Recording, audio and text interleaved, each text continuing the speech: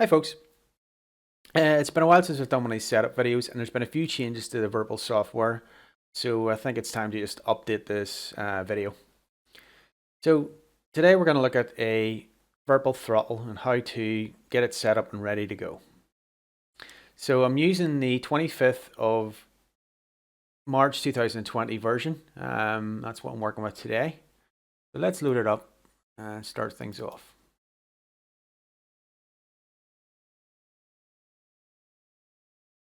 Okay, so first off, I've got a little warning pop up, and this is for your own safety.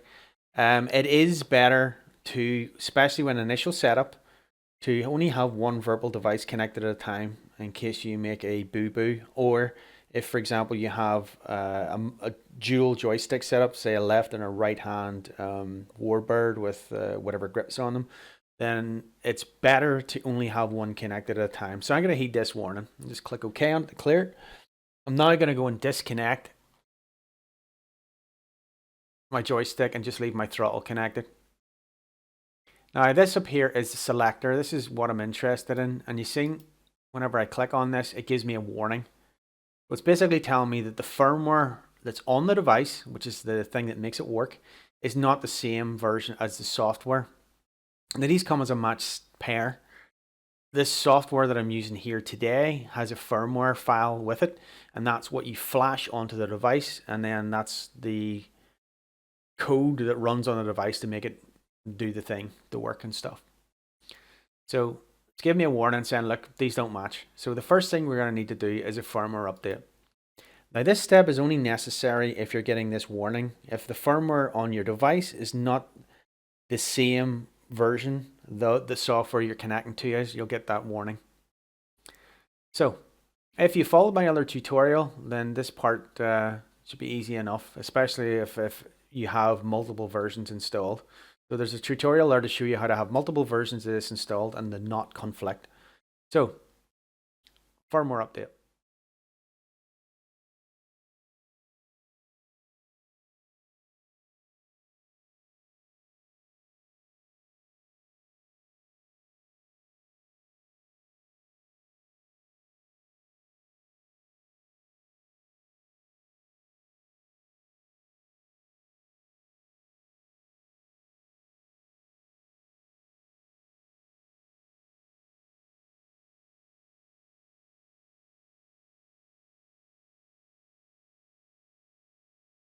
Okay, so let's deal with updating the firmware. Make sure you have the right device connected. Obviously this is a throttle I'm working with today. And go to the firmware tab. Now if you followed my other tutorial, then this should be set to the right location. Make sure it is. If you need to change the location, click on this and point it to the right firmware file. Just click auto start firmware update.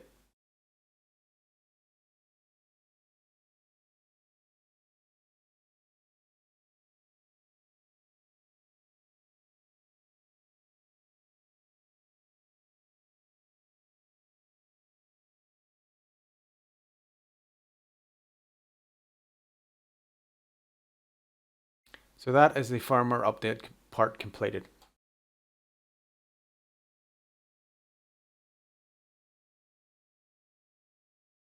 Okay, so we flashed the firmware. Now the device is showing as VPC no profile and the firmware revision ID. Now, the flexibility of the way the system is set up means that the user has to have some semblance of common sense and brains here to do the next part. So let's go and look at it. Click the profile tab. Now what we need to do now is tell it what type of, for in this case, throttle it is. Now the throttle type I have is the old style one, which is a standard MT50. You may have a newer style throttle. You could have a CM or a CM2. So in this drop down, be sure to select the right model that matches yours. Now the new thing they've stuck in now is a picture, because that's pretty much a picture of the version that I have.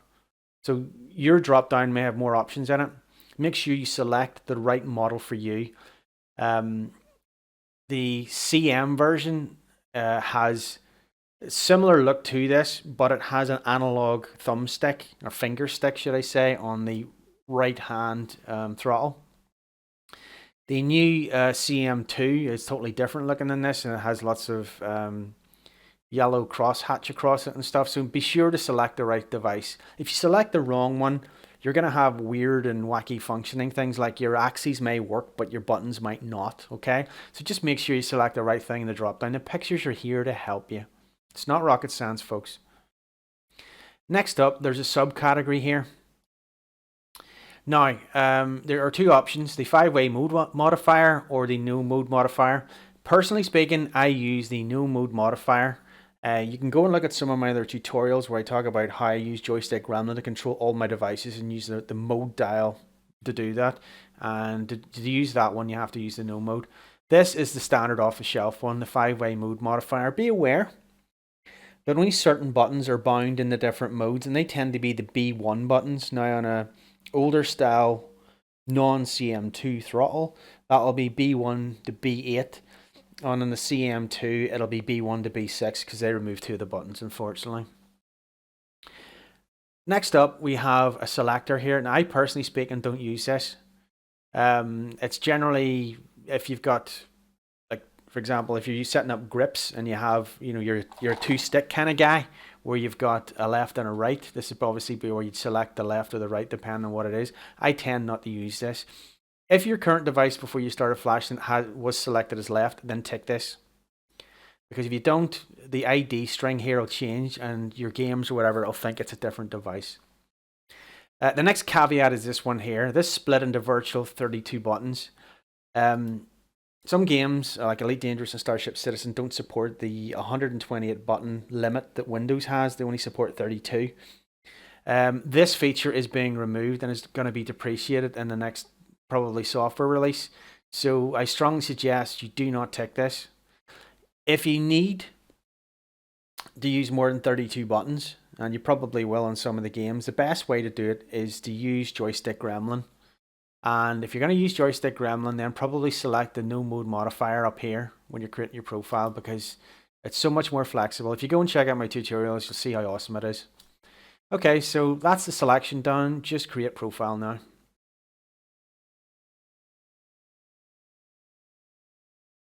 And if you do get this wrong and select the wrong thing and you have problems, it's not a big deal. You can go in and reselect and redo the profile and send it to the device.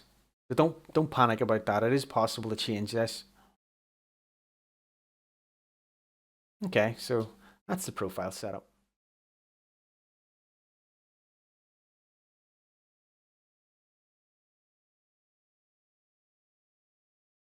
Right, so we've updated the firmware on the device.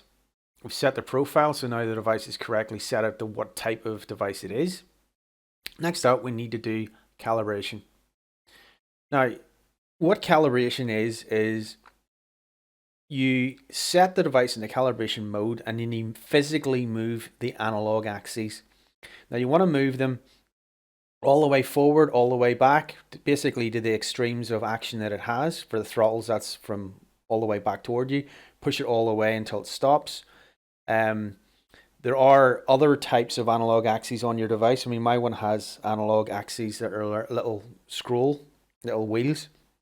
So I'll move it all the way to the left, move it through the center detent, put it all the way to the right, and then leave it back in the center detent. And that's basically what you do. And then you basically click set calibration, and then the device now knows the maximum, minimum, and for the ones that have a center position, where the center position is. So let's go and do that now. Go to axes and then click calibrate axes.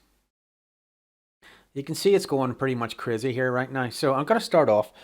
I have unlocked the throttle locking lever so as I can move the left and right throttle handles independently. We'll start off with the left throttle, all the way forward, all the way back. Just do it a couple of times. Make sure it reaches the full travel. I'll put it back to the 0 position, then the right throttle. You see it moving there. Leave it back at the 0 position. Then the little analog, for what I want of a better word, descriptor would be the flaps lever. Same again. All the way forward, all the way back. Leave it at 0. Next up, there is the little scroll wheel. That's, in my case, that's under my middle finger, my left hand. Now this one has a center position. If I move it back to the center position and then just leave it there, it's got a little detent in it that'll lock it.